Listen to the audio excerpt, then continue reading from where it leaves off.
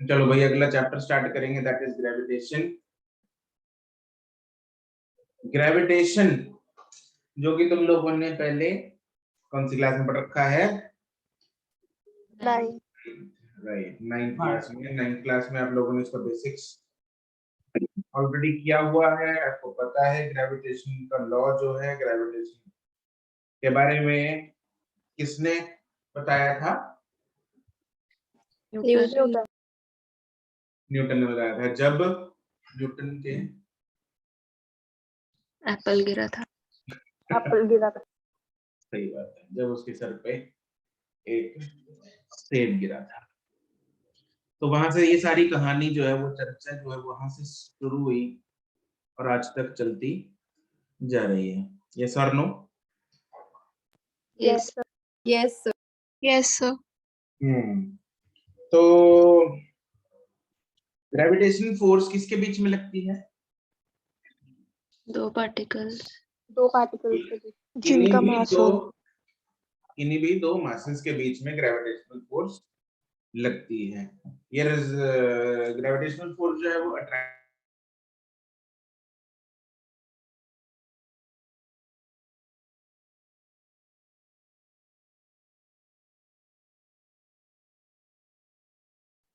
Attractive होती है, repulsive होती है?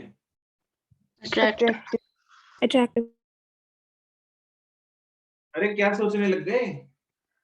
सर आपकी आवाज आ रही थी। आपकी आवाज बंद होगी। मेरी आवाज बंद हो गई? अब आ रही है? Yes sir. Yes sir.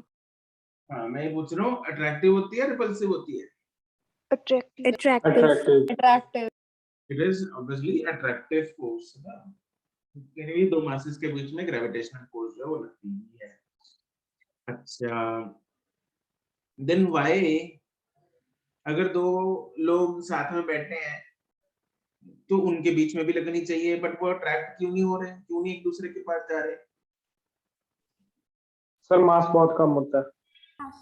मास बहुत ज्यादा होता है तो एक्सेलरेशन बहुत कम होती है, तो लाइक ज्यादा मूवमेंट शो नहीं होता है। फोर्स की मैग्नीट्यूड कम होती है काफी। मास, अच्छा एक ने बोला फोर्स की मैग्नीट्यूड कम होता है, दूसरे में मास बहुत ज्यादा होता है। अरे मास कम ले लो, एक पेन रख दो। मतलब दोनों का इक्वल अप्रोक्सीमेटली इक्वल ही होता है, तो वो क्या इक्वल होता है? मास। तो इसलिए वो जा नहीं पाता है। नहीं सर, वो हाँ जी ना। सर सही तो यही तो होता है कि वो उसकी वजह से मास लाइक ऐसे लेते होते हैं हम कि दोनों का मास बहुत, दोनों का मास हाँ कम होता है, तो उनमें हाँ ठीक है। रिपल्शन होती है, क्या? रिपल्शन होती है किसी तरीके से? रिपल्शन तो नहीं होती। रिपल्शन की तरफ से आगे ध्रुवा, रिपल्शन नहीं होती। गैस ही कर रही थी, क्या क्या गैस ही कर रही थी सर। गैस कर रही थी? नहीं भाई, गलत हो गया गैस। तो बात ये है कि why this gravitational force is not visible. कैसा है ना, दो लोग बैठे हैं, दो बच्चे बैठे हैं, मान लो दोनों एक दूसरे के साथ चिपक के हुए भाई, दो टेबल पे दो पेन पड़े हैं, आपस में क्यों नहीं जुड़ रहे? सब कुछ सामान आपस में क्यों नहीं जुड़ रहा है ना, जबकि सब में ग्रेविटेशनल फोर्स लग रहा है, सारा का सारा एक साथ जुड़ क्यों नहीं रहा?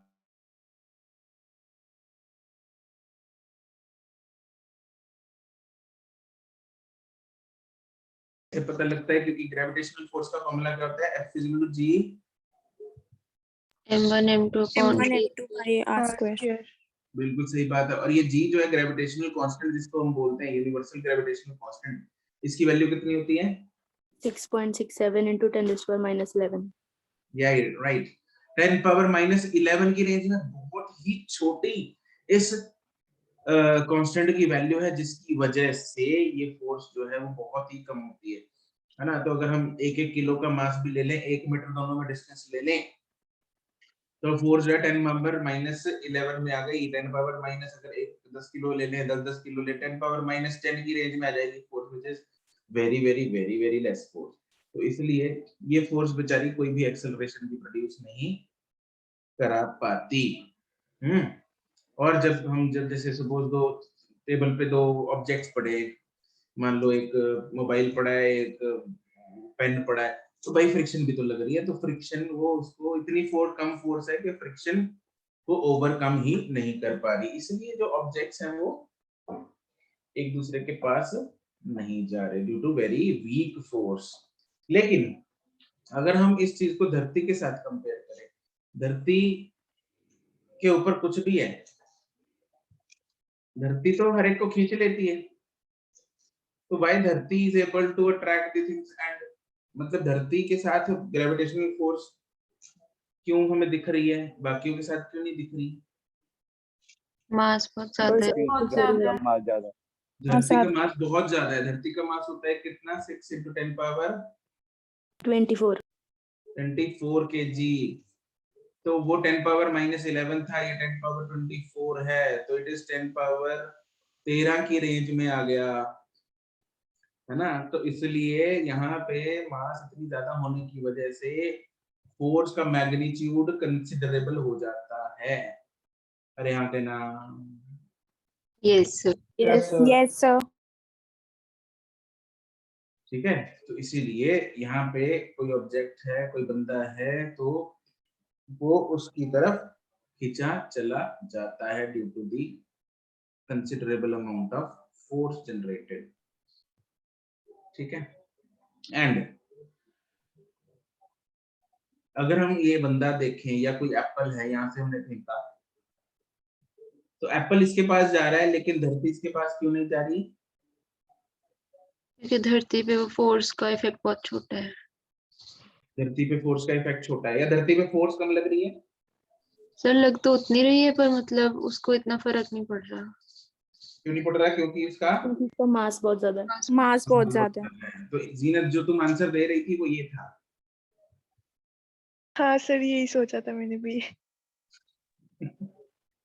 ठीक है, तुमने गलत सवाल का गलत जवाब दे दिया, हाँ, उल्टा कर दिया, मैथ्स दी कॉलम गड़बड़ हो गई। तो फोर्स इस सेब पे एफ लगी, इस सेब धरती के कारण, तो धरती पे फोर्स सेब के कारण कितनी लगी? F। वो भी एफ है, लेकिन क्योंकि सेम है, F is equal to M में होता है, फोर्स सेम है, तो acceleration is inversely proportional to mass. तो मास बहुत ज्यादा डिफरेंस होने की वजह से 10⁻24, और सेब का मास मान लो 100 ग्राम का सेब है, ठीक है, या 1 किलो सेब ले रखे हैं हमने लिफाफे में, ले तो 1 किलो, 10⁻1 10⁻0 है ना, 1 किलो, 10⁻20, अरे भाई ये तो जीरो, मतलब यहाँ से शुरू करेंगे हम, यहाँ तक भर जाएंगे जीरो। तो इतनी ज्यादा मास का डिफरेंस है, तो मास ऑफ धरती is very much greater then mass of Apple, तो इसलिए एक्सेलरेशन ऑफ धरती is very much less than acceleration of Apple. ये सारा सिस्टम होता है इधर, है ना। तो ये सारे कॉन्सेप्ट्स जो हैं आए, खुर्चे गए दिमाग से, निकल के आए बाहर। Yes sir. Yes sir. ठीक है,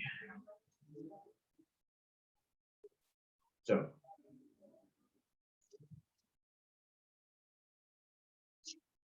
तो लिख लेते हैं। According to this law,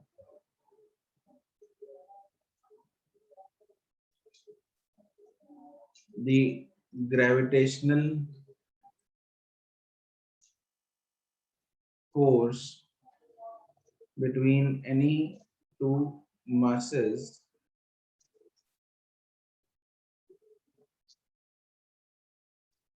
is directly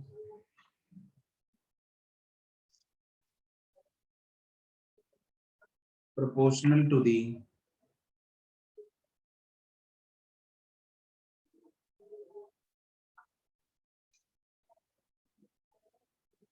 product of masses and inversely proportional to the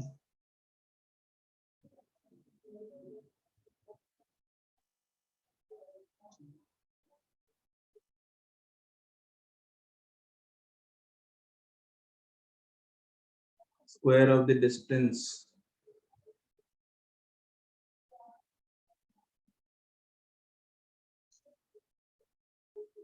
between their centers. Between their centers.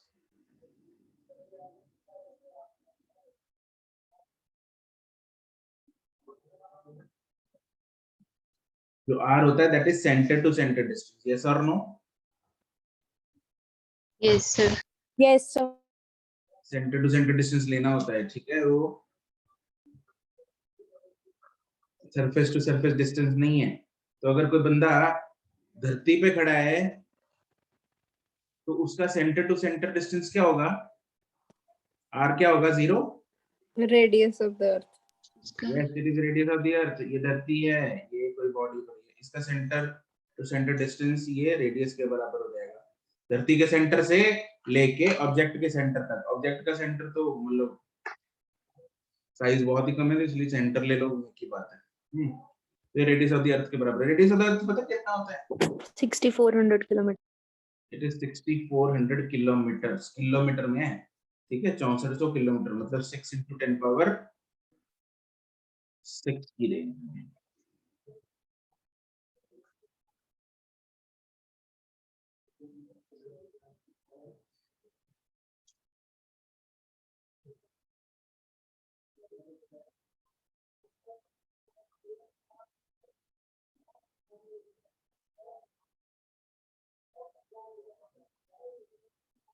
ये हो गया R.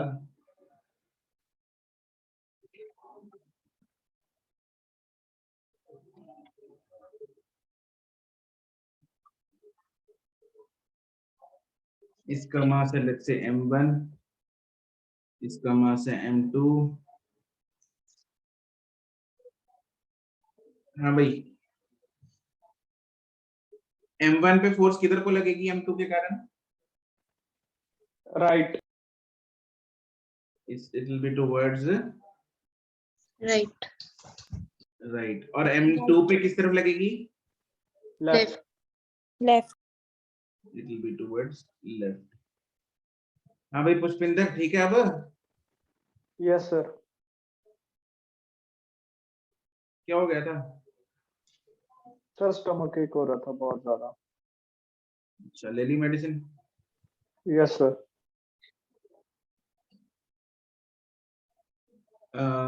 लेट्स से चलो इसको f1 2 लिख लो. f on 1 due to 2. इसको लिख लो f on 2 due to 1.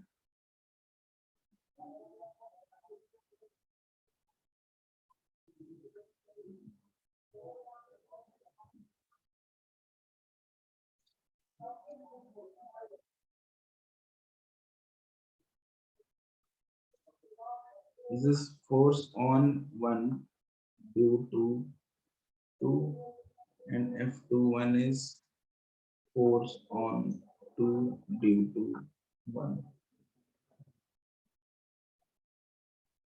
And do we know that F12 जो है it is equal to minus of F21? Yes, sir. Yes. That is दोनों का मैग्नीट्यूड क्या होगा? सेम होगा. एंड ये मैग्नीट्यूड किसके बराबर होगा? M1. m1 m2 by R square. r square.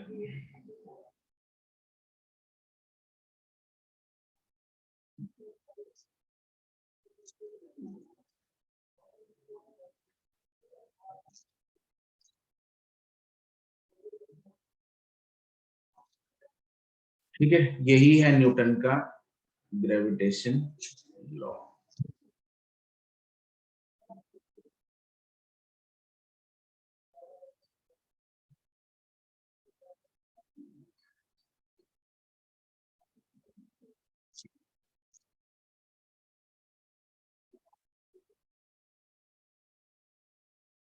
here g is equal to 6.67 into 10 power minus 11 units. Newton meter square per kg square. Right कैसे निकाल रहे हैं देखो, हम इसको r को इधर ले जाएंगे, f into R square by m square. Right f into r square divided by m square हो जाएगा, तो it will be Newton meter square per kg square, and this is known as universal gravitational constant.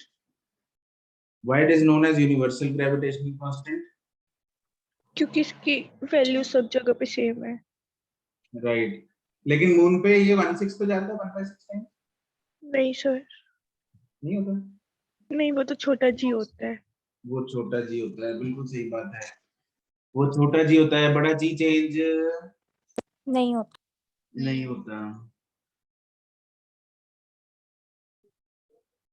इसकी dimension निकाल लो जरा फटाफट से।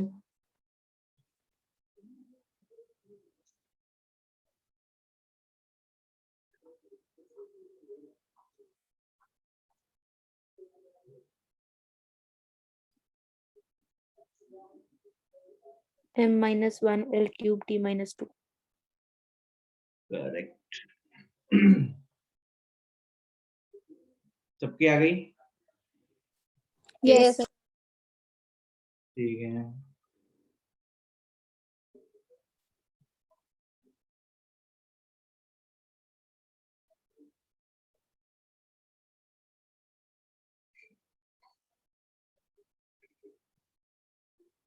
चलो कुछ पॉइंट्स लिखेंगे। एक नंबर 1 पॉइंट हो गया यहाँ पे कि the value of g is constant या same throughout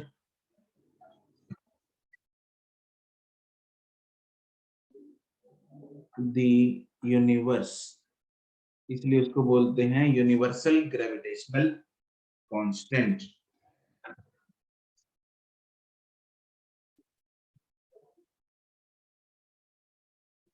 That is, it is independent of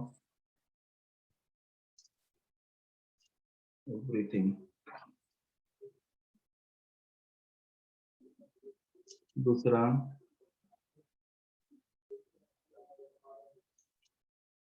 ये जो r है छोटा, ये क्या है? distance between center of mass. Distance. It is centre to centre distance होता है, ठीक है।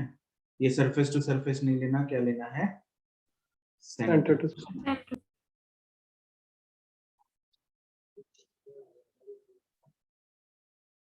r is the center to center distance between the two bodies.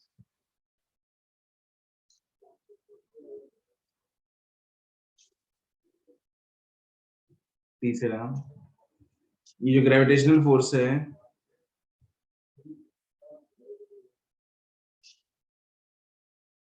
it is the weakest force, है ना, वीकेस्ट फोर्स है वो, हमें जी की वैल्यू से पता भी लग रहा है, बहुत कम होती है।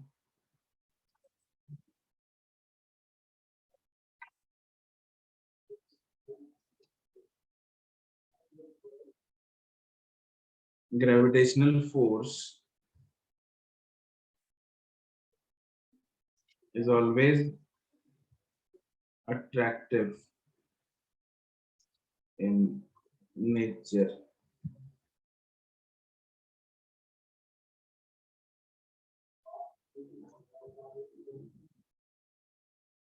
Is it conservative or non-conservative?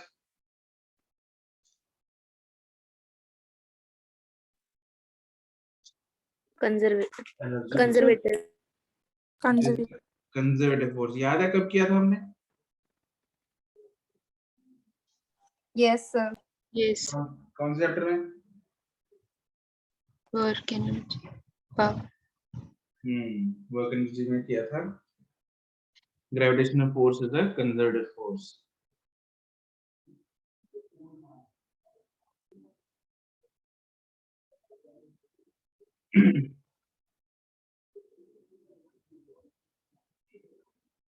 ठीक है, लिख लिया यहाँ तक? Yes, sir. ठीक।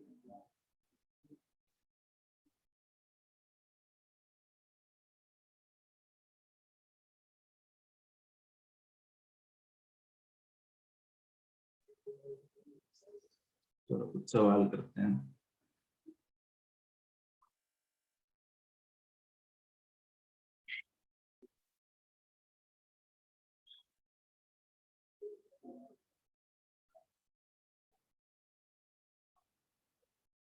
Three equal masses of mass m are placed on the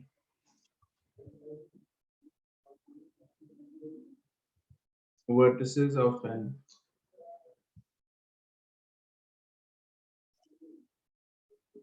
equilateral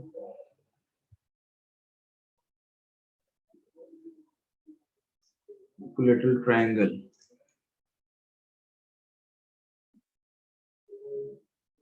Find the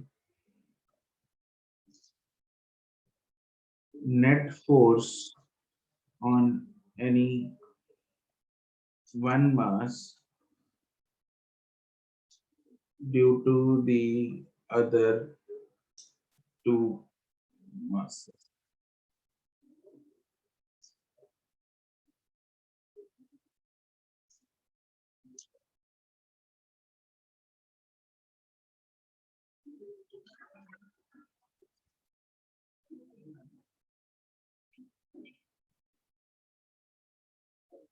equilateral triangle की साइड है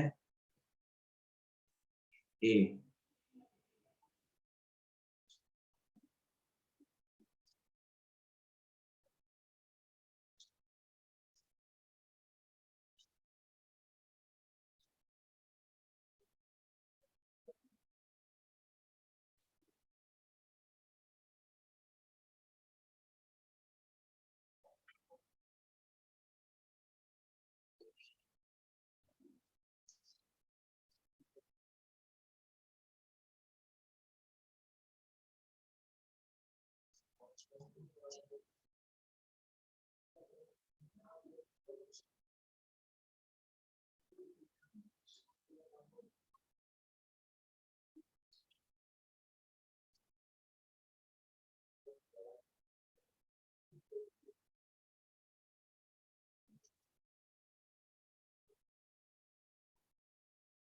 Dogma correct.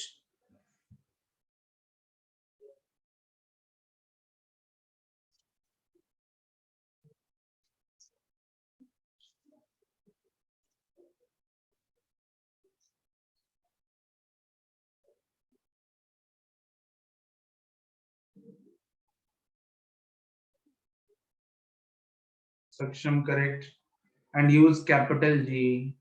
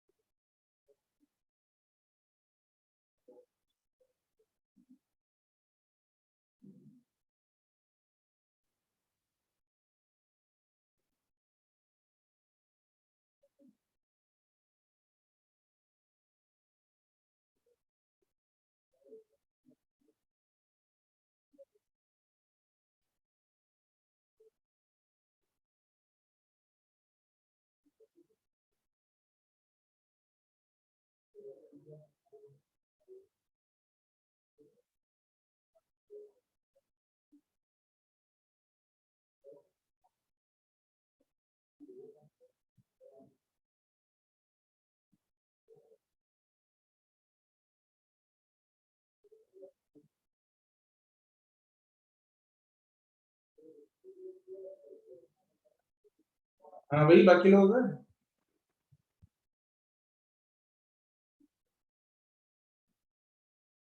ना भाई, नुस्खा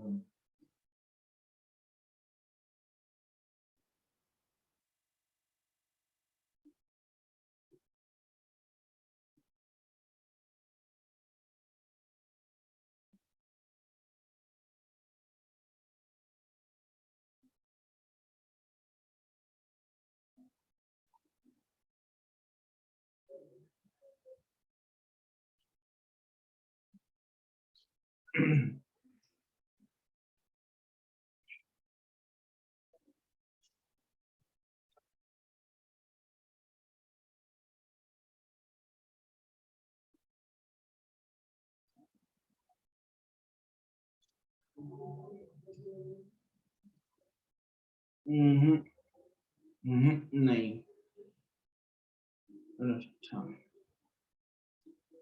चलो देखो, 3 मासेस हैं, M M and N, right? This is vertex A, B and C.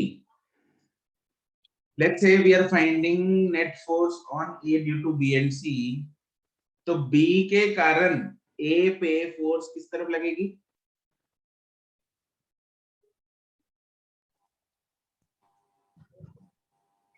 Sir दोबारा बोलना। B के कारण A पे फोर्स किस तरफ लगेगी? सर बी की तरफ। लेफ्ट। B की तरफ. It will be towards B, yes or no? Yes sir. And yes C, sir. C के कारण towards C. will be towards C. क्या ये दोनों फोर्सेस का मैग्नीट्यूड बराबर होगा? Yes Yes. Yes yes sir. और कितना होगा ये? G M square by a square. gm square by a square, बिल्कुल सही बात है. दो फोर्सेस हैं तो total 2gm square by a square हो जाएगा. और एंगल 60 डिग्री ऐसे करना था सर। हाँ, अरे फोर्स वेक्टर क्वांटिटी है, दोनों के बीच में एंगल कितना है? 60. दो 60. Equal vectors at 60 degree, resultant is √3f। right. 90 degree, resultant is √2f। right. 120 degree, resultant is f। right. ठीक है जी, तो F नेट हो जाएगा √3f, that is √3 gm square by a square. Answer खत्म. कोई सवाल? No. अगला, 4 equal masses of mass m are placed on the vertices of a square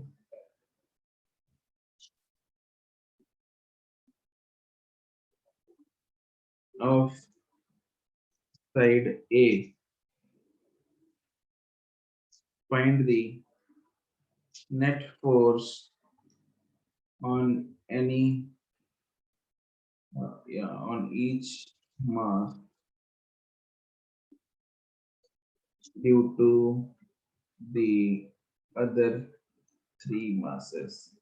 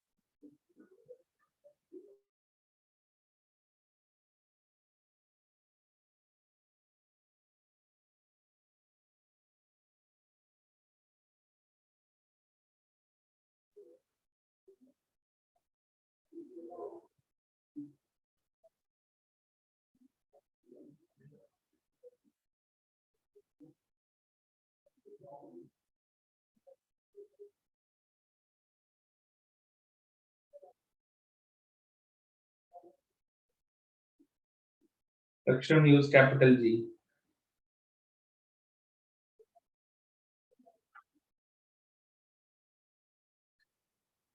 ठीक है, वैसे तुम्हारा आंसर। पुष्पिंदर गलत है, जीनत गलत है,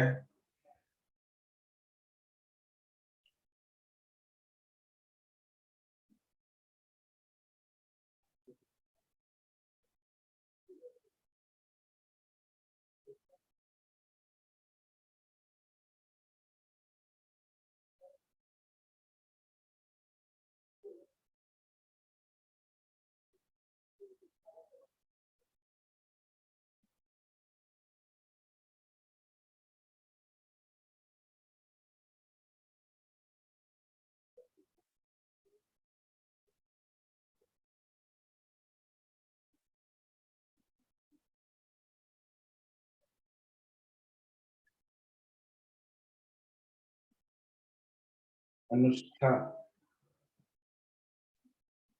सही है,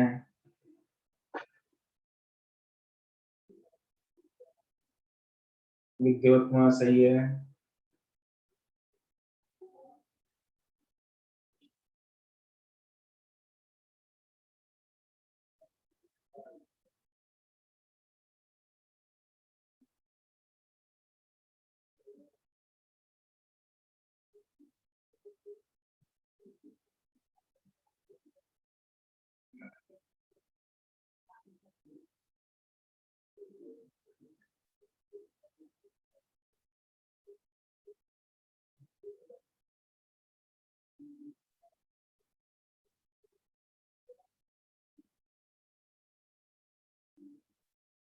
काव्या गलत है,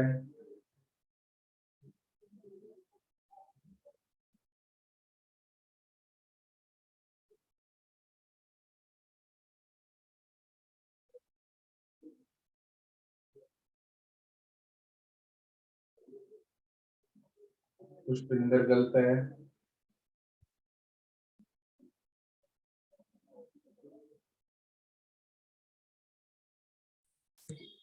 आपको जैसे क्लियर हो जाएंगे ना 6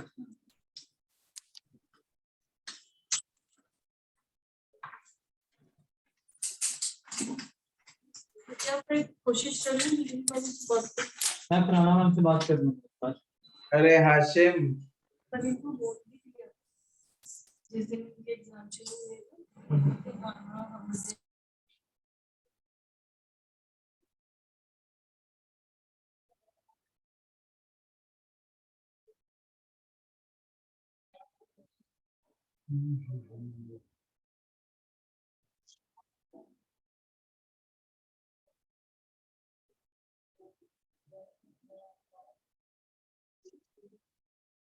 ध्रुवा ठीक है,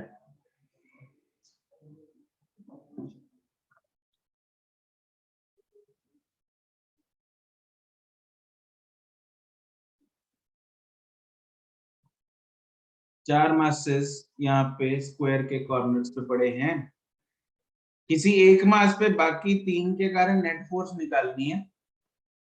ठीक है, ये भी m m m and m. Let's say we are finding force on A due to बाकी other points B, C and D. तो A पॉइंट पे D के कारण किधर फोर्स लगेगी? Toward B, towards D.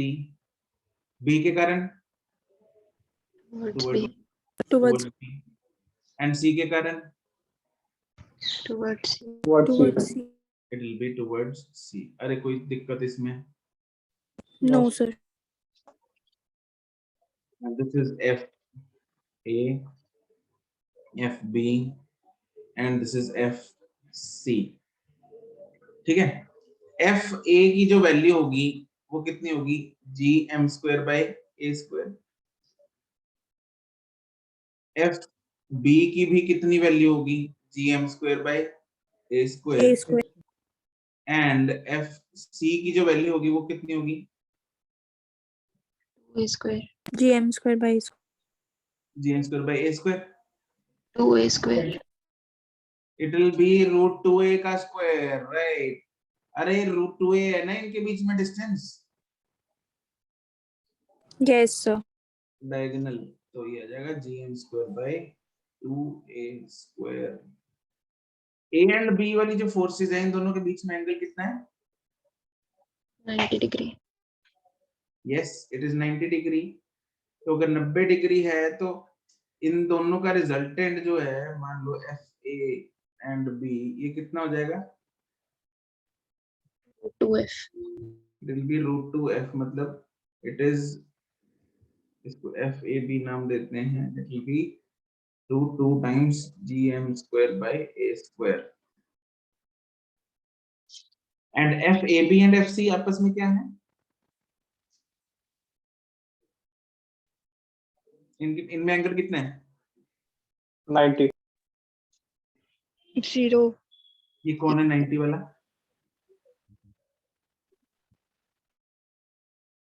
Sir मुझे लगा वो एक ए और बी के बीच में पूछ रहे हो. Theta between F A B and F C is 0. Therefore क्या हम बोल सकते हैं टोटल फोर्स सिंपली इनका एडिशन होगी? Yes, sir. Yes. AB plus FC, that is simply root 2 GM square by A square plus GM square by 2A square. This is the answer. अब खत्म.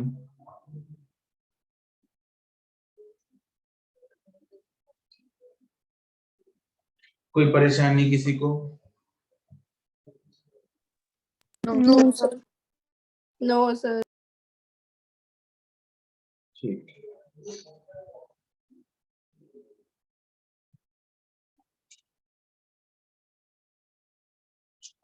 अगला सवाल.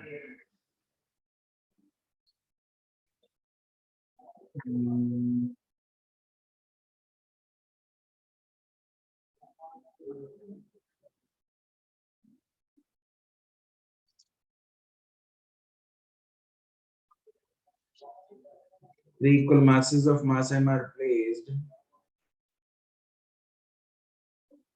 on vertices of equilateral triangle of side A. Find the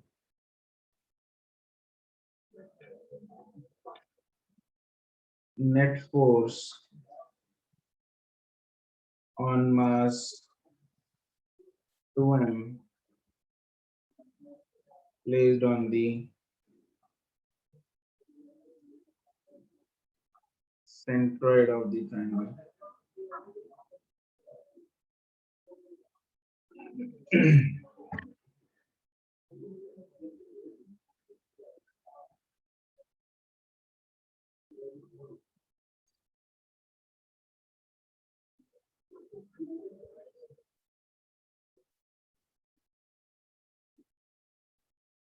Saksham Gupta and Vidyotma. Very good.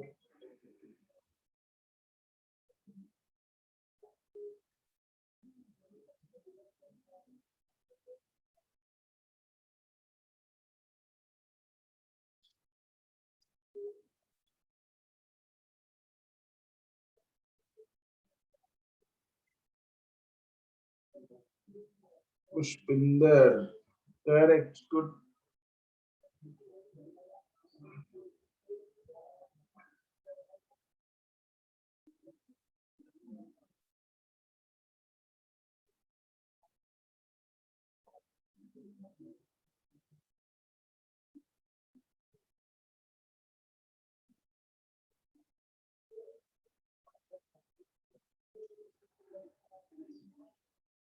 अनुष्ठा नहीं.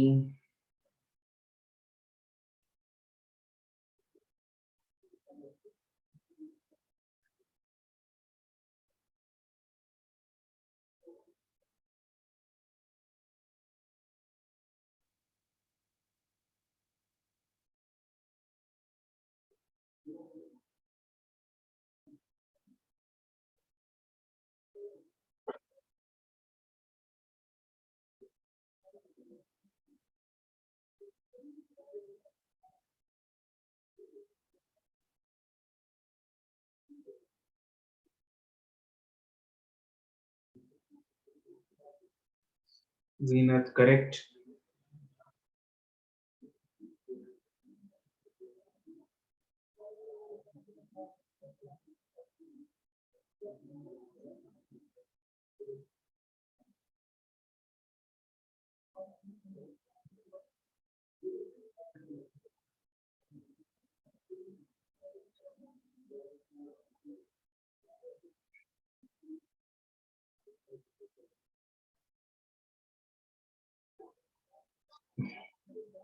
अनुष्ठा ठीक है। Finally क्या किया अनुष्ठा? Sir वो ऐड कर दिया था बिल्कुल।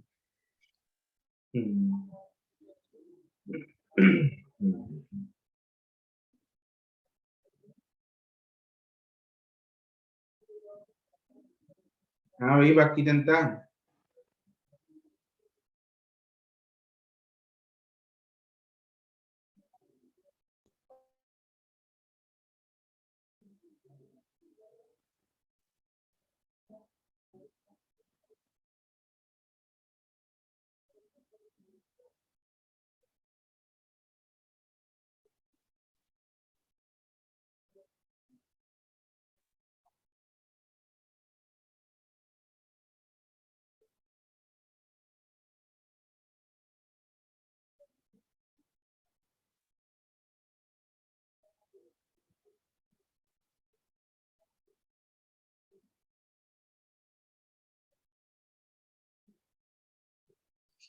चलो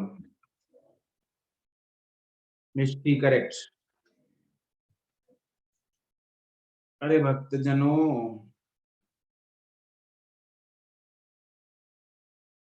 अनुष्ठा कैसे किया है?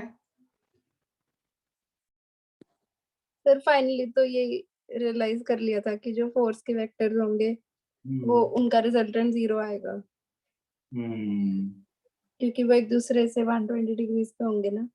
करेक्ट, फाइनली हो गया रियलाइज, है ना? ठीक है। अरे हो क्या रहा है इधर, यहाँ पे हमारे पास जो सेंट्रॉइड है, सेंट्रॉइड पे, सेंट्रॉइड यहाँ है मान लो, तो सेंट्रॉइड पे मास हमने अगर 2m रखा है, मास कितना रखा है, 2m रखा है, फर्क नहीं पड़ता खैर उस पे कितना रखा है, तो A वाला पॉइंट किधर को फोर्स लगाएगा, उस पे A वाला मास टुवर्ड्स A, B वाला टुवर्ड्स B एंड C वाला टुवर्ड्स C। क्या तीनों वेक्टर ऐसे बनेंगे? हाँ के ना? Yes sir. Yes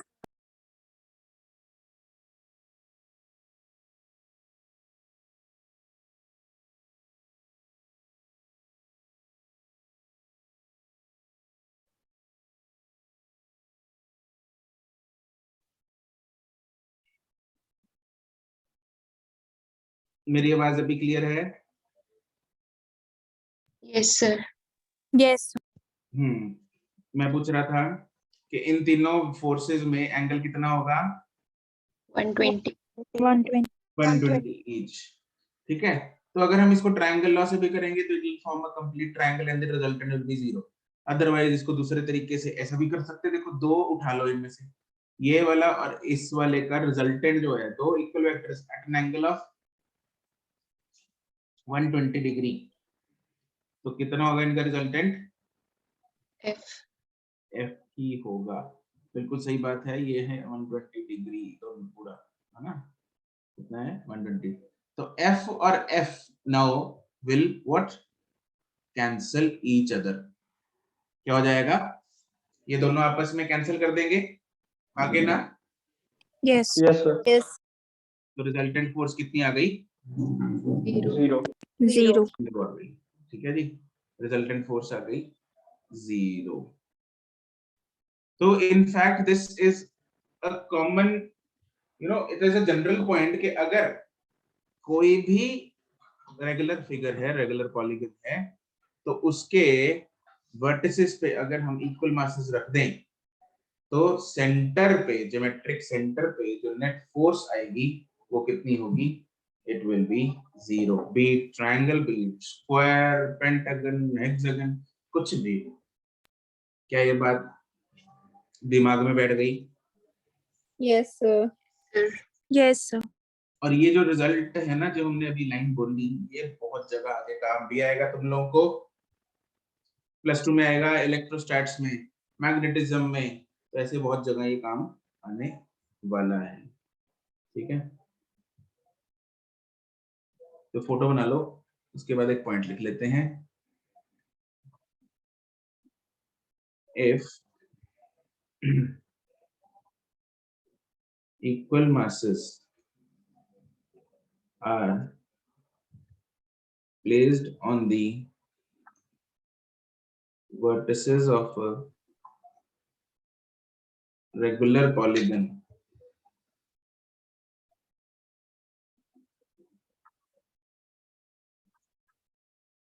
then the net force on its geometric center will be 0.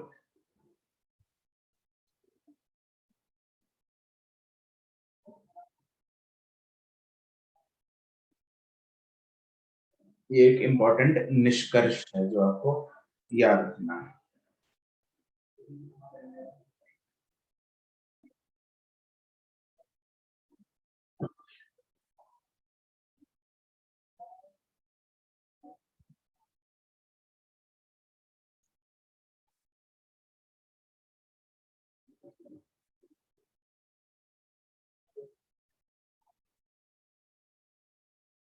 निष्कर्ष लिख लिया? Yes, sir. यस। ठीक है। Yes sir.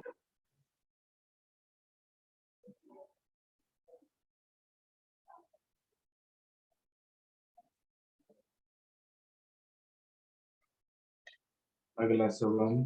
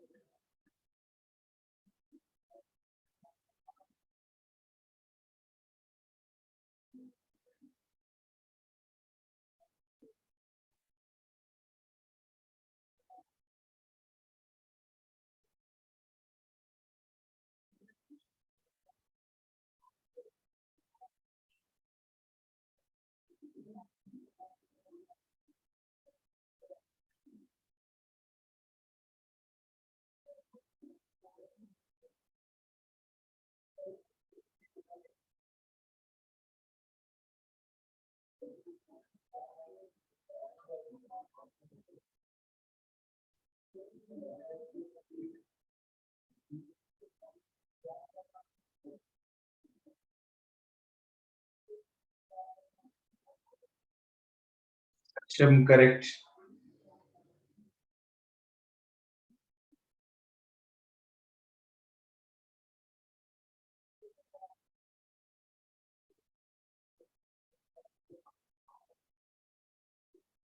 नहीं विद्युतमान।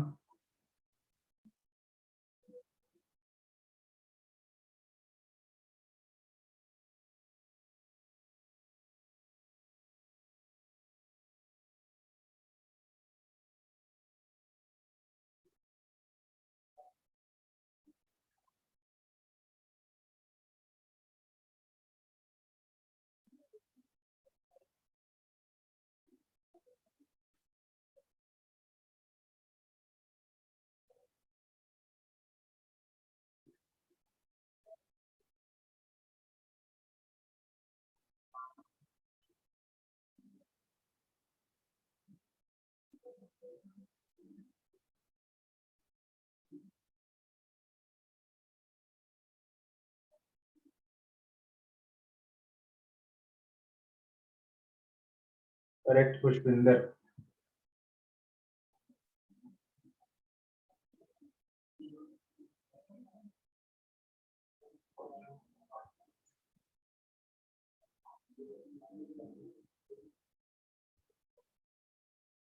पुष्पिंदर तूने कहा नहीं, पुष्पिंदर एक्चुअली तूने गड़बड़ कर दी है।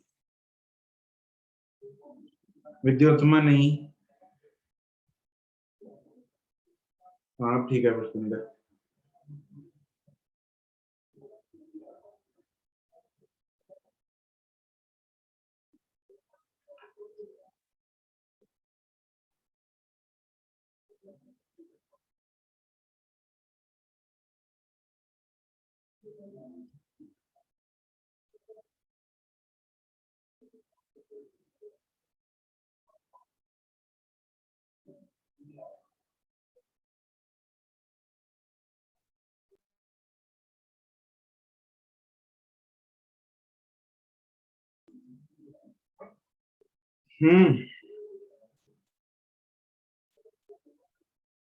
लग रहा है कुछ।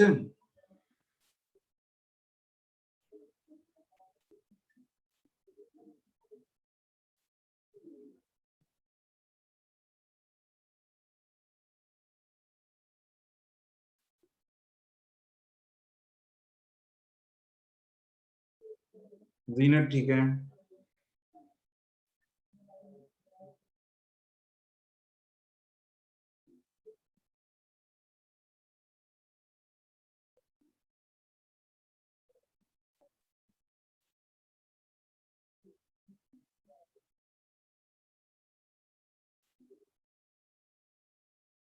दिवनूर ठीक है।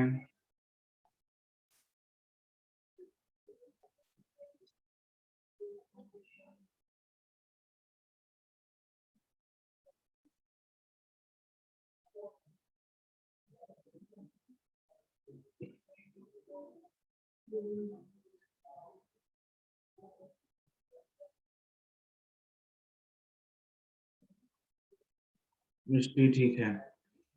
इन दोनों के बीच का जो डिस्टेंस है that is given capital D. ठीक है, अब हमें एक ऐसा पॉइंट ढूंढना है। अच्छा, मास का भी गिवन है कि अगर भाई इसका मास m है तो इसका मास 81 m है। ये लेफ्ट साइड में धरती बनाई है, राइट साइड में मून है। अब हमें एक ऐसा पॉइंट ढूंढना है जहां पे ग्रेविटेशनल फोर्स क्या हो, 0 हो। अब एक बात बताओ, इस रीजन में धरती के पास धरती का ग्रेविटेशनल फोर्स ज्यादा होगा एंड मून के पास मून का ग्रेविटेशनल फोर्स ज्यादा होगा, यस और नो?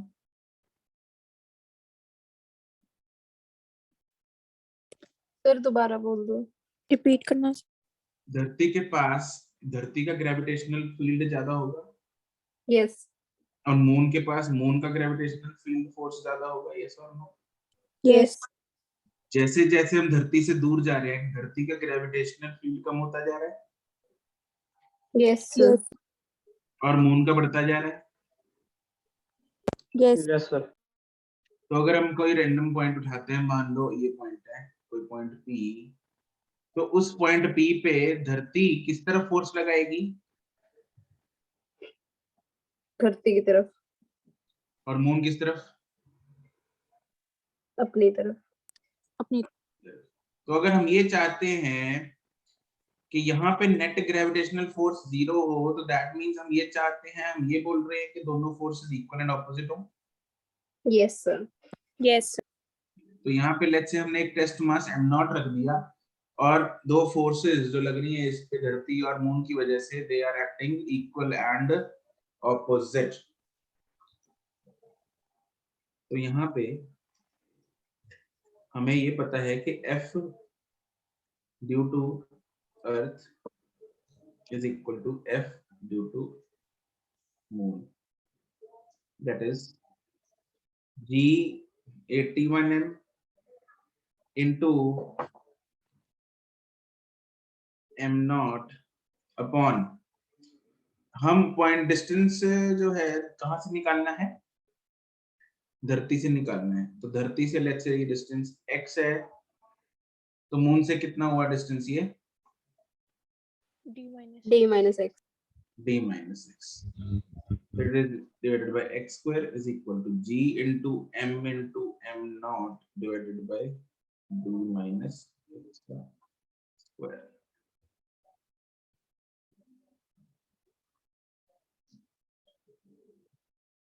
उड़ेगा बहुत कुछ, ये उड़ा, ये उड़ा, तो यहाँ पे बचा अपने पास 81 by x square is equal to 1 by d minus x whole square.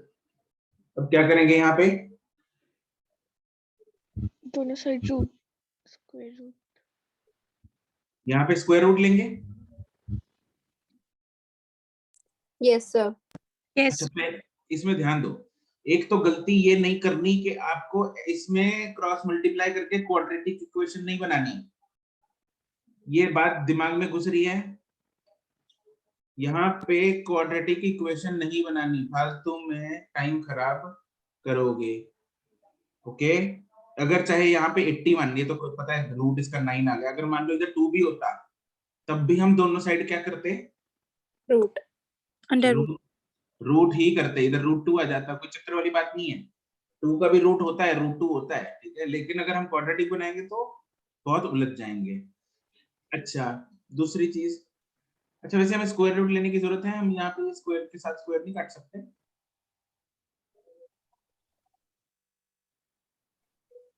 नहीं सर, नहीं काट सकते। नो क्योंकि 81 भी है ना ऊपर। अच्छा, ऐसा नहीं कर सकते x d minus x, यहाँ पे नहीं स्क्वायर काट सकते?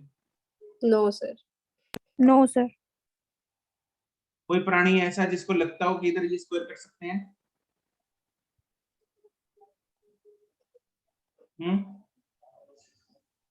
ठीक है, अच्छी बात है। तो इधर लेंगे दोनों साइड रूट, तो यहाँ से मेरे पास आएगा 9/x is equal to 1/d minus x। इसको सॉल्व करके मेरे पास x आ जाएगा 9/d answer.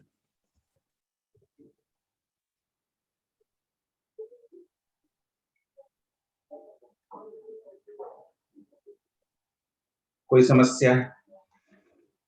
No sir No, sir.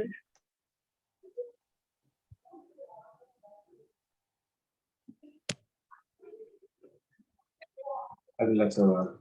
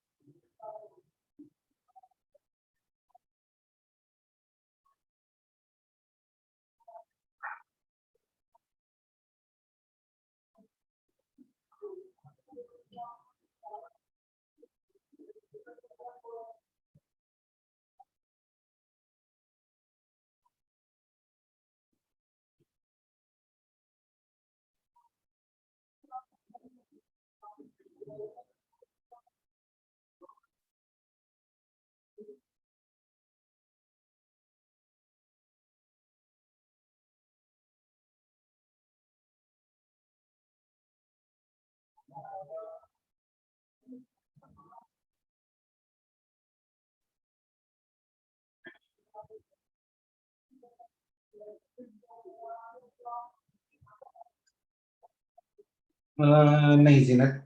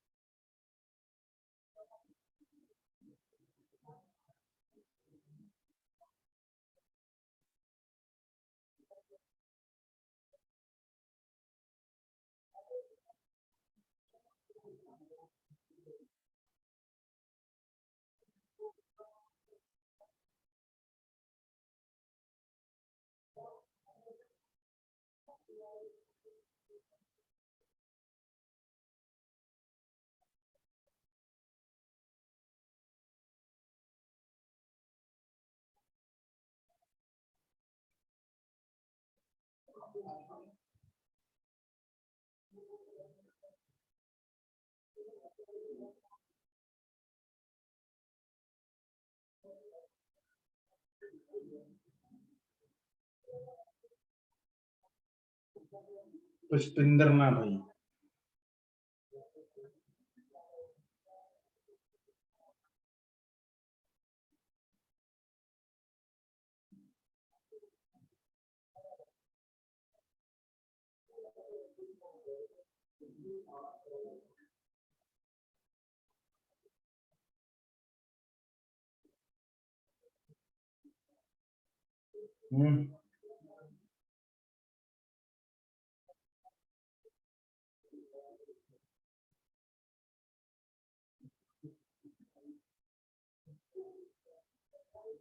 Kavya correct.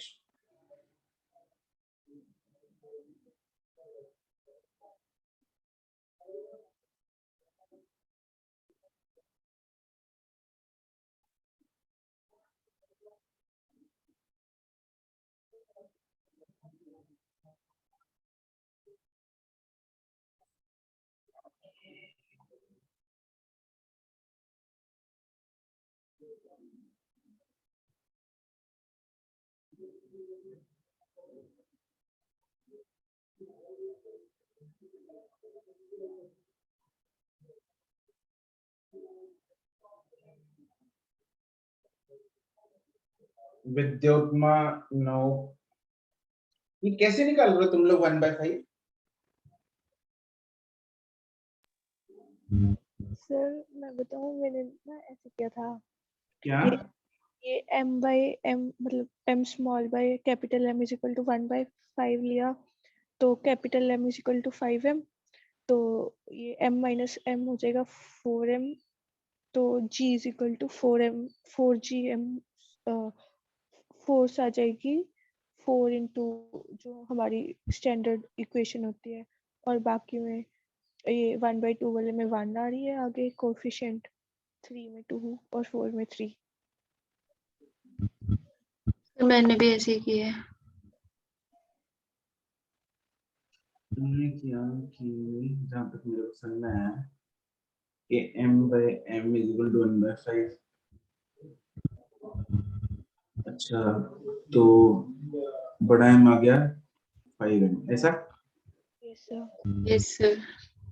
Okay, तो 5m थे, उसको तोड़ दिया m और 4m में, ऐसा? Yes sir. अच्छा, यहाँ पे तुम लोगों ने एक बहुत ही बड़ा झोल किया है। वो झोल ये है, तुम लोगों ने किया फिर f is equal to gm²/r² करके, है ना? इसमें प्रोडक्ट आ रहा है 4m²। सबसे ज्यादा इसमें आ रहा है ना?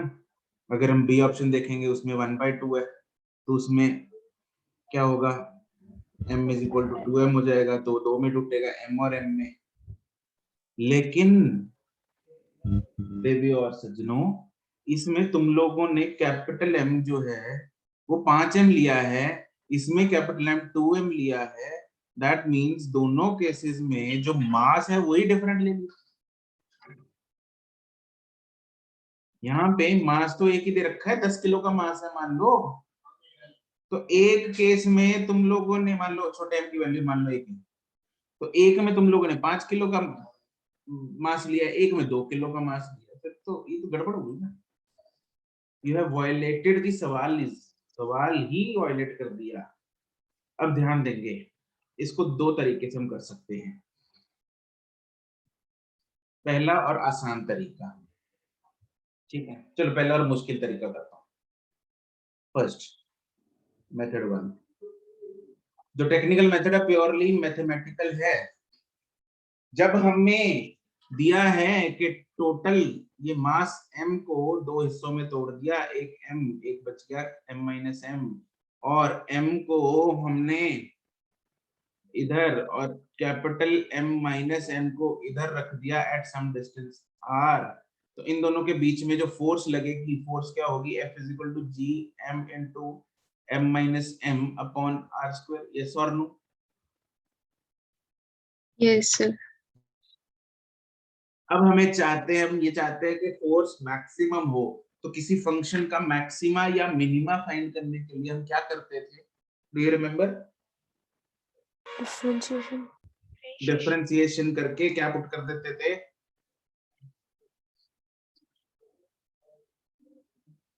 डिफरेंशिएशन क्या होती है उस फंक्शन की फॉर मैक्सिमा मिनिमा?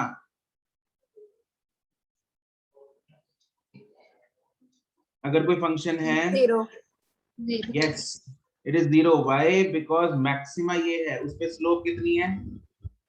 0 मिनिमा पे स्लोप कितनी है? 0 0 0 फिर मैक्सिमा पे स्लोप कितनी है? 0। तो ऑल द मैक्सिमास या मिनिमास हैव 0 स्लोप, इसलिए हम differentiation for maxima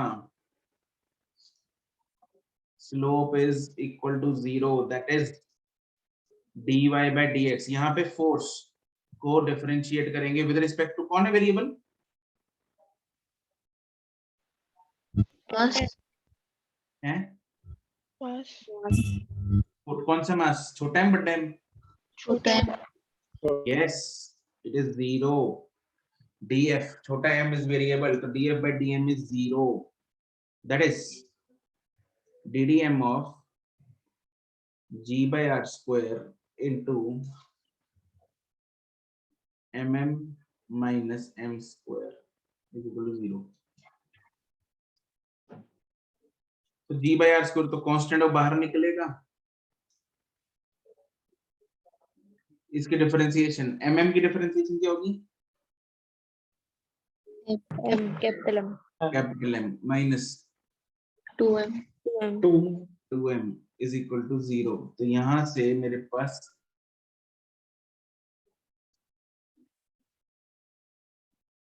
m minus 2m is equal to 0 आ गया, therefore m is equal to m by 2 answer. अरे आगे ना, yes sir yes sir Yes, sir. इसको अल्टरनेट मेथड सेकंड बहुत वाले हाँ जी सेकंड वाले मेथड में d by dm of g by r square bracket में सेकंड मेथड तो भी किया ही नहीं हमने, नहीं sir, second step second step में। हाँ जी सर, जो इधर लिखा है g by r square bracket में m ये कैसे लिखा है? अरे मल्टीप्लाई कर दिया इसको। ओ अच्छा ठीक है।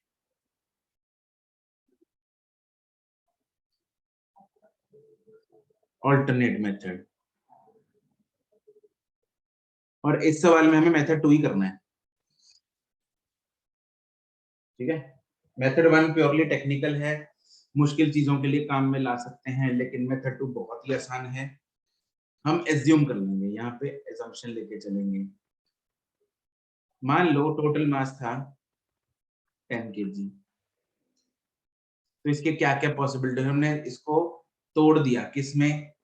m और m माइनस m में। मान लो 1, तो m माइनस m कितना होगा?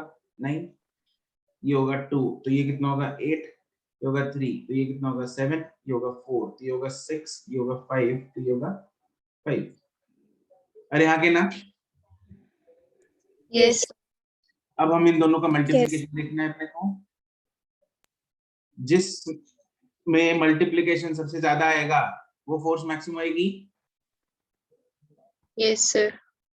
इसमें मल्टीप्लिकेशन कितना है? 9, इसमें 16, इसमें 21, इसमें 24, इसमें 25 So this is maximum.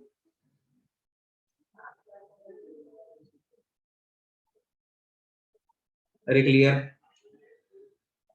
Yes, sir. Yes, sir. Short and simple.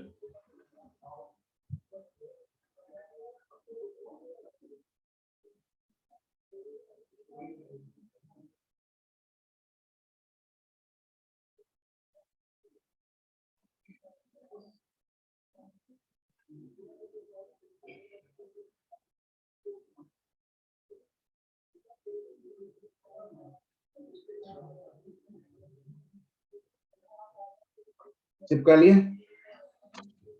Yes, sir. Yes, sir. Yes.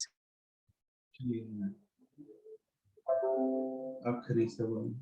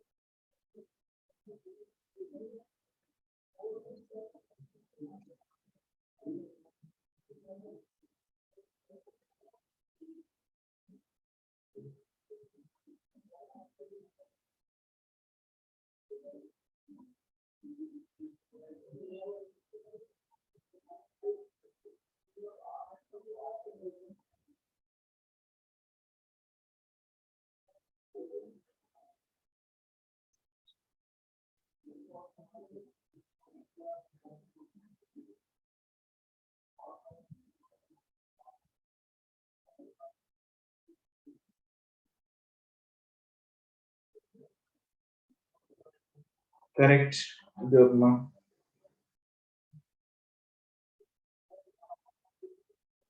ना भाई पुष्पिंदर.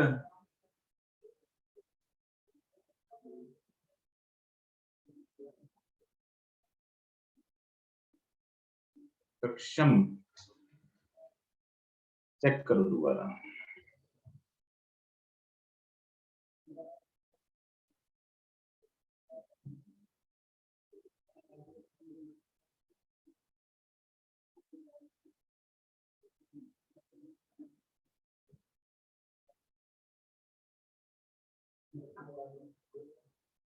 काव्या, आदित्य, मिष्टी, करेक्ट.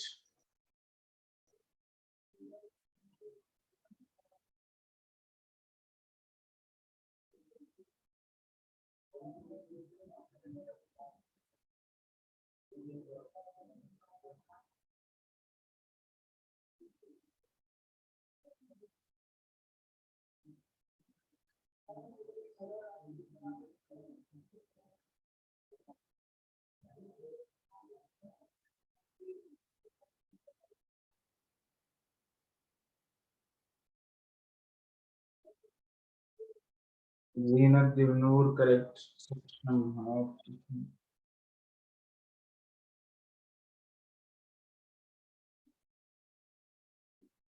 अंतरप्रीत, ठीक है. अरे वाह अंतरप्रीत, आज तूने पहली बार जवाब दिया होगा मुझे लग रहा है पिछले 2 महीने में, 2-3 महीने में.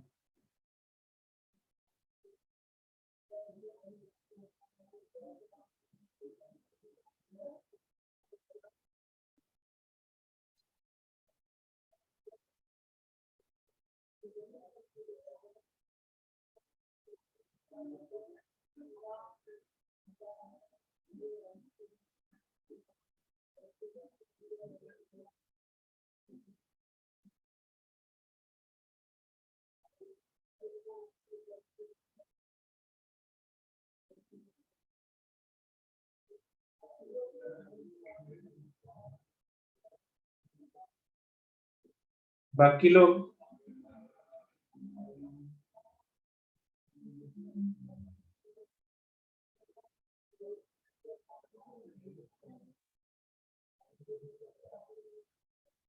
F is equal to G M1 M2 by R square. Sir मेरा देखना. करेक्ट अनुष्ठा.